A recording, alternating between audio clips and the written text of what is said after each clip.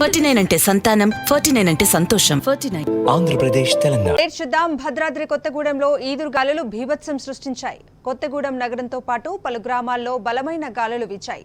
దీంతో పలు ప్రాంతాల్లో భారీ వృక్షాలు నేలకొరిగాయి. కొత్తగూడెంలో ఈదురుగాలుల ప్రభావంతో జిల్లా ప్రధాన గ్రంథాలయం పైకప్పు రేకులు ఎగిరిపోయాయి. పలు చోట్ల భారీ చెట్లు విరిగిపడటంతో వాహనాలు ధ్వంసమయ్యాయి.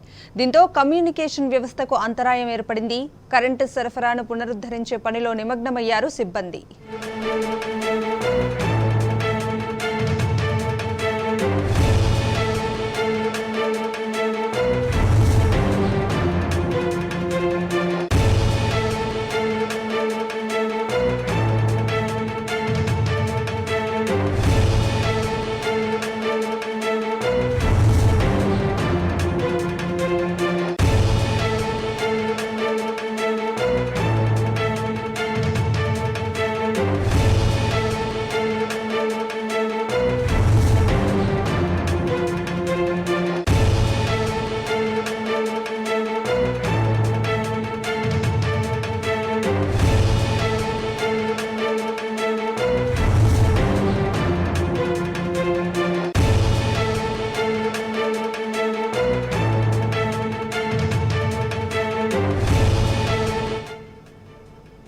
పూర్తి అప్డేట్స్ ని మా ప్రతినిధి సాంబశివరావు అందిస్తారు. సాంబా.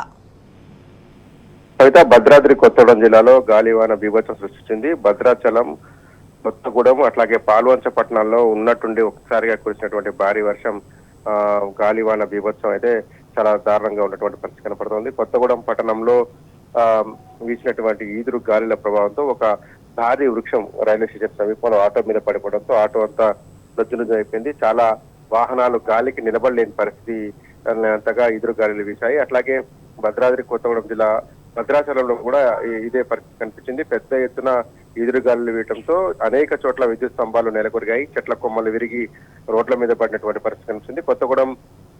కొత్తగూడెంలో ఉన్నటువంటి జిల్లా ప్రధాన గ్రంథాలయ పైకప్పు రేకులు ఎగిరిపోయినటువంటి పరిస్థితి కనిపిస్తుంది. అట్లాగే పాల్వంచలో కూడా విభత్సమైనటువంటి గాలి వాన కురిసింది. భారీ వర్షంతో పాటు ఉరుములు, మెరుపులు, అట్లాగే భారీగా వీచినటువంటి గాలులతో చెట్లు రోడ్ల మీద పడిపోవడంతో విద్యుత్ స్తంభాలు చాలా చోట్ల విరిగిపోయినటువంటి పరిస్థితి కనపడుతోంది. మధ్యాహ్నం వరకు ఎండ తీవ్రతతో జనం ఇబ్బంది పడ్డారు. ఎండ దాదాపు 38 నుంచి 40 డిగ్రీల ఉష్ణోగ్రతతో ఎండ తీవ్రత ఉన్నప్పటికీ కూడా ఒక్కసారిగా వాతావరణం చల్లబడింది. దీంతో పాల్వంచ, అట్లాగే కొత్తగూడెం, భద్రాచలం ప్రాంతాలు, ఈ 3 ప్రాంతాల్లో కూడా భారీ వర్షం కురిసింది. చాలా చోట్ల భద్రాచలం పట్టణంలో కూడా అనేక చోట్ల విద్యుత్ స్తంభాలు అట్లాగే చెట్లు విరిగిపోయినటువంటి పరిస్థితి కనిపిస్తుంది. రోడ్ల మీద కూడా చెట్లు పడడంతో రాకపోకలకు ఇబ్బంది కలుగుతుంది. చాలా చోట్ల విద్యుత్ సరఫరా కూడా అంతరాయం కలిగినటువంటి పరిస్థితి ఉంది. Kavitha. Okay Samba, thank you.